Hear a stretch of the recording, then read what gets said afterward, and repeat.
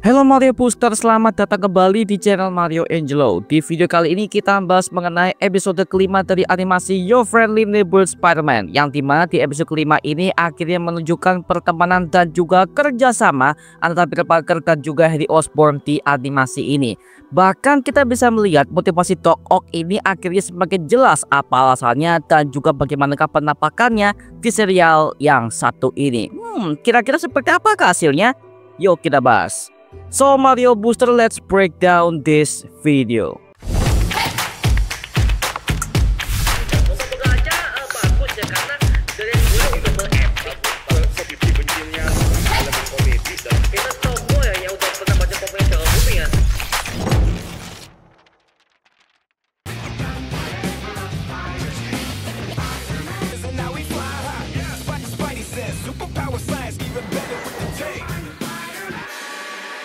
Oh my dear, I sell enhancements that assist. Pada episode kelima ini diawali dengan pertemuan Mila Maseric yang merupakan anggota mafia Rusia dari Dmitry Smediakov yang tertangkap bersama dengan para krunya oleh anggota kepolisian New York, yang dimana akhirnya Mila membelikan sebuah weapon canggih dari penjual senjata yang bernama Dr. Octavius alias Doc Ock, yang ternyata dari awal episode kedua dia adalah dalang dibalik penjual senjata canggih kepada para kriminal tingkat rendah untuk beraksi di kota New York, seperti ada Butane, Speed Demon, dan juga Tarantula yang menjadi pelanggan setianya. Lalu siapakah Mila Maseric ini? Sebenarnya dalam komik nama aslinya adalah Milos Maseric, yang berarti dia diubah gendernya menjadi wanita di animasi ini. Sama seperti Dr. Kurt Connors menjadi Dr. Carla Connors. Anjir, maksa banget nih cewek. Milos Maseric pertama kali muncul dalam komik Tales of Suspense issue nomor 56 yang dirilis pada tahun 1964, dan dia merupakan agen intelijen dari Uni Soviet yang ditugaskan untuk mengamankan sebuah kantor pribadi milik Anton Vanko yang merupakan mantan rekan dari Howard Stark, pemilik dari Stark Industries. Dia dikenal sebagai Unicron setelah dia membuatkan sebuah armor besi dan juga helm lasernya bersama dengan Anton Vanko untuk melakukan aktivitas kriminal di kota New York. Nah, di sini kita bisa melihat dari bentuk helmnya saja udah hampir mirip dengan si Rhino yang merupakan musuh Spider-Man yang juga merupakan anggota mafia Rusia yang bernama Alexei Savage. Namun dari pihak Marvel Studios udah meresmikan di episode kelima ini bahwa namanya adalah Unicron. Kemudian ketika dia udah beli helmnya, Doc Ock merasa tidak dihargai oleh semua para pelanggannya. Lalu akhirnya dia membuatkan sebuah rencana agar dia bisa tampil ke publik sebagai Dr. Octavius untuk mengalahkan semua ilmuwan terkaya di kota New York seperti Tony Stark, Bruce Banner, dan juga Norman Osborn, yang dimana ketiga nama ini akhirnya dimention di animasi ini. Jelas hal ini berbeda sekali dengan MCU karena di Earth 606 keluarga Osborn tidak pernah ada, bahkan Oscorp pun juga tidak ada. Hal ini bisa kita lihat di film Spider-Man No Way Home ketika varian Norman Osborn yang diperankan oleh Willem Dafoe tersesat di universe utama MCU akibat mantra Doctor Strange yang sudah rusak. Stark, Banner, Osborn will be. I didn't know where else to go. Someone's living in my house. Oscorp doesn't exist. My son. Kemudian ternyata Doc Ock juga punya sidekicknya yang bernama Vincent Patilio yang dikenal sebagai Leapfrog di versi komiknya. Bahkan penampilannya sempat terlihat di serial She-Hulk tahun 2022 ketika dia akan mengancam pembuat kostum superhero yang bernama Luke Jacobson karena kostumnya dianggap rusak setelah ia beli daripadanya, dan ia akhirnya menuntut ke sebuah pengadilan Amerika Serikat.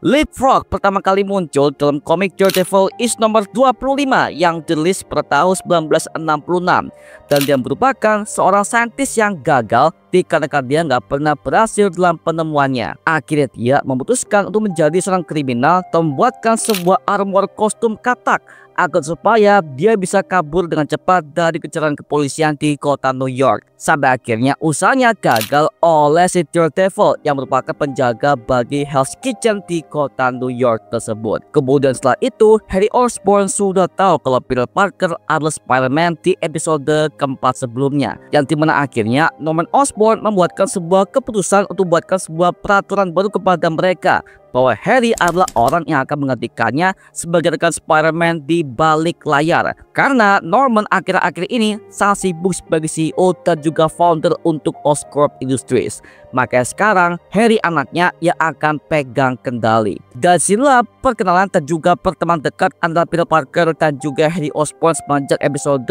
kelima ini ya. Yang dimana hal ini berbeda sekali dengan versi komik. Karena Peter dan juga Harry Osborn ini udah berteman sejak SMA kelas 1 dan dia nggak tahu apa-apa soal Peter Parker sebagai Spider-Man. Bahkan Harry Osborn di animasi ini dia dikenal sebagai anak orang kaya yang terkenal juga di dunia selebritis. Yang dimana hal itu membuat temannya si Nico ini cemburu dengan pertemanan Peter dan juga Harry yang semakin erat. Karena sejak awal Nico udah menilai buruk tentang keluarga Osborn yang dipercaya sebagai orang kaya tapi dikenal jahat dalam dunia bisnis. Kemungkinan di animasi ini kita akan tunjukkan bagaimana hubungan antara keluarga Osborn dan juga Nico di masa lalu. Sehingga hal ini bisa memperkuat sebuah plot soal Nico yang gak suka dengan keluarga Osborn di animasi yang satu ini. Oke. Di lain sisi, akhirnya kapten tim football yang bernama Lonnie Lincoln kembali ke sekolah dan siap untuk melanjutkan aktivitasnya. Tapi dia selalu diganggu oleh Big Donovan karena dia mengatakan bahwa Scorpion Gang mengetahui lokasi mereka dan berusaha untuk menghancurkan kelompok tersebut. Lonnie yang bingung mengenai hal ini demi keselamatan keluarganya, akhirnya dia pergi ke markas 110 Gang untuk menolong semua kawan-kawan gangsternya untuk menghadapi para Scorpion Gang. Apalagi tiba sebelumnya Lonnie udah bertemu dengan mereka di daerah Harlem. Nobody's led by the biggest nobody of all. Listen to me, garbage. Sampai akhirnya ketika mereka berperang di lokasi itu, ada Scorpion Gang dan juga 110 Street, Lonnie langsung ikut bertempur dan menyelamatkan atasannya, yaitu Big Donovan ketika dia hendak dibunuh oleh kepala Scorpion Gang yang bernama Meg Gargan. Nah, Meg Gargan di animasi ini juga punya tampilan sama seperti versi MCU pada film Spider-Man Homecoming tahun 2017 ketika dia bertemu dengan Vulture dan menanyakan soal asal-usul Spider-Man. Tapi sayangnya art itu tidak dilanjutkan. Anjir, saya banget ya. It's on our little spider friend. You know, take a picture, slice his throat, put his head in a dryer. You know who he is. Kemungkinan Meg Gargan akan menambahkan armor Scorpionnya dari Doc Ock karena armor Scorpion ini di komik bahkan di versi gamenya juga mengandung banyak sekali teknologi canggih yang sangat-sangat tinggi yang mampu untuk melumpuhkan Spider-Man. Scorpion alias Meg Gargan pertama kali muncul dalam komik Amazing Spider-Man is nomor 19 yang dirilis pada tahun 1964. Yang dimana dia merupakan kriminal yang disewa oleh J. Jonah Jameson untuk mengincar Spider-Man untuk kebutuhan sebuah berita mengenai siapakah asal-usul Spider-Man. Tapi akhirnya Scorpion malah berbalik dan berusaha untuk membunuh J. Jonah Jameson. Dan Spider-Man berhasil menghentikan aksinya dan menyelamatkan bosnya sendiri. Ketika Lonnie itu menyelamatkan Big Donovan, mereka akhirnya memberikan sebuah nama Tombstone seperti versi komik, yang dimana Tombstone ini adalah villain ikonik bagi Spider-Man yang punya kulit yang gak bisa ditebus apapun saking kerasnya. The angry drug lord drank alone. There's a poem in there somewhere. You know better than me. Never was the literary type. Lalu tibalah di ending scene yang dimana Mila sebagai Unicorn akhirnya menyelamatkan semua para krunya di penjara, dan tiba-tiba Spider-Man datang ke sana dan berhasil menghentikannya dengan armor putihnya tersebut dari buatan Oscorp Industries. Di sini kita mendapatkan satu adegan ketika Unicorn menyerang warga sipil, dia menembakkan sebuah mobil merah yang akan menimpa para warga sipil, tapi Spider-Man berhasil menghentikannya menggunakan jaringnya, yang dimana ini adalah sebuah adegan yang hampir sama dari film Spider-Man kedua garapan Sam Raimi di tahun 2004 silam. Bahkan Spider-Man di animasi ini berusaha menyelamatkan anggota tim Mila yang akan ia serang sebagai tumbal, yaitu Michael Sid Savage yang bertubuh besar, yang kemungkinan di animasi ini dia akan menjadi Rhino. Di komik, nama aslinya ada Alexei Sid Savage yang merupakan gangster Rusia yang mendapatkan kekuatan Rhino dan sebuah armor pemberian seorang ilmuwan jenius yang akhirnya itu memberikan sebuah kekuatan untuk merampok banyak sekali bank-bank di kota New York. Bahkan penggambarannya sempat terlihat di film The Amazing Spider-Man 2 garapan Mark Webb di tahun 2014. Jadi masa itu Rhino diperankan oleh Paul Giamatti, yang sayangnya sequelnya nggak pernah dibuatkan oleh pihak Sony Pictures karena Spider-Man akan masuk kepada MCU Disney. Bodoh amat lah ya.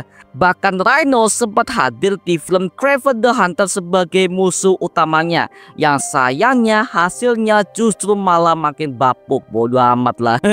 Nah, kemungkinan di episode ke-6 nanti semuanya akan muncul satu persatu seperti Venom, Rhino, Scorpion, bahkan mungkin ada Kraven dan masih banyak lagi cuy ya, yang dimana kita mendapatkan sebuah petunjuk bahwa Doc Ock akan menjadi musuh utamanya untuk Your Friendly Neighborhood Spider-Man yang satu ini cuy. Wow, makin gokil ya. Karena gini cuy, gue sebagai fans Marvel juga udah lama banget ya gue nggak melihat si Doc Ock ini akan pakai kostum ikoniknya seperti armor hijau dan juga sempak kuningnya, yang dimana hal ini akan terjadi di animasi Your Friendly Neighborhood Spider-Man. Mantap, back to the classic man, gila.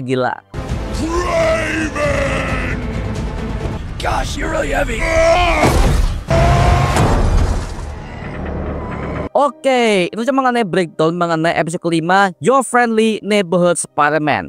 Nah, sekarang gua serahkan kepada kalian. Kalau kalian menemukan sebuah detail ataupun teori yang gue sebutkan di video ini, tuliskan saja di kolom komentar di bawah dan kita bisa diskusikan bareng seperti biasanya. Oke? Itu cuma mengenai video kali ini. Coba like, komen, dan juga subscribe untuk mendukung gua membuat video mendidik dan menghibur kalian semua.